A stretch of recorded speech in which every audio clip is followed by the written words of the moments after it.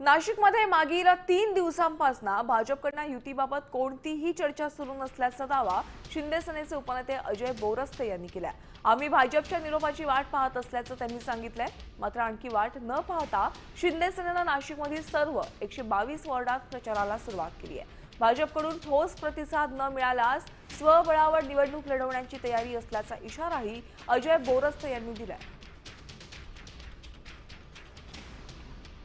आम्ही युतीच्या निरोपाची वाट बघतोय, तसंच नाशिकची जनता सुद्धा, कारण ह्या जनतेला युती हवी आहे आणि हा युतीचा मतदार आहे।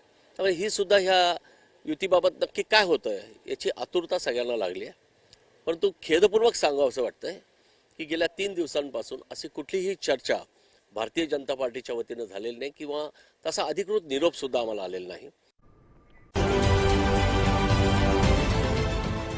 देश विदेशातील प्रत्येक घडामोडींचे लाईव्ह अपडेट मिळवण्यासाठी आता साम टीव्हीच्या सर्व सोशल मीडिया प्लॅटफॉर्मला लाईक, फॉलो आणि सबस्क्राईब करा।